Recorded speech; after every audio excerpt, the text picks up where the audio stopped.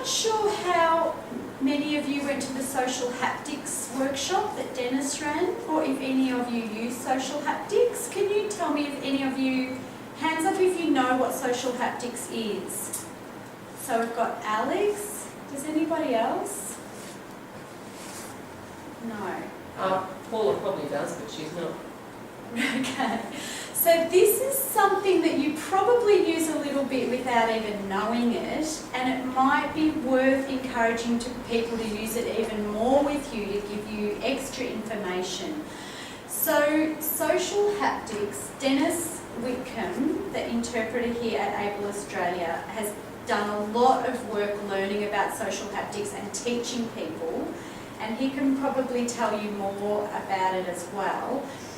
It's a way of using touch to give you extra visual information. So it's not an alternative to signing, it can be used with signing. So I might even demonstrate on Adrian. Can I? Yes. A good example is if you go into a room and it's hard for you to see the whole layout of the room, that someone can draw it on your back, show where you are, show where the windows are, show where the seats are. Maybe there's some people in the room that you know. You can show, the person at the front can sign the name, and you can show on the room where that person is. Or there might be, you might want to take a photo and you're trying to line it up. So someone, I know Alex has used this, haven't you, Alex? Yeah. Where someone actually showed what was in field, what the photo would look like on Alex's back. But there's other things you can do that if somebody, so my sign name is Meredith, like this. So if the person knows that that's my sign name, I could do that on their back and say, I'm just going over here. And so they might be in a conversation, but they've just picked up that I'm going across over that way. And so if they want to find me, they can head over that way later. It's something you might not see visually, but you can give it in a tactile way to pick up that extra information.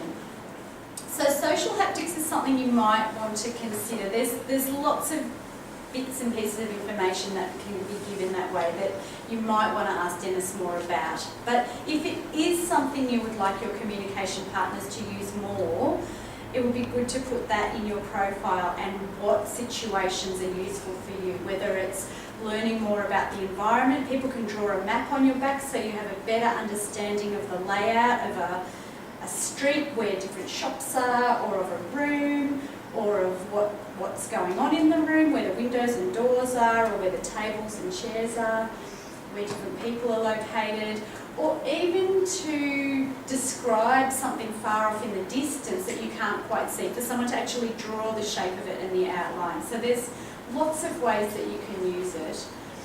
So that's social haptics, whether you want it and if you do, what situations would be most useful. I know a husband and wife that actually use it a lot overseas, and her husband spends a lot of time at the computer, so rather than getting him to turn around for his wife to sign, doing tactile sign, she will just sign, coffee on his back, and he can say yes or no. So little things like that, do you want a coffee? It's a quick, easy way of asking rather than stopping. He doesn't have to take his keys off the keyboard from typing, and he can quickly get the message. It can be a quicker, easier way of getting some messages across, especially if you're doing something else with your hands and you don't want to turn around and work out what's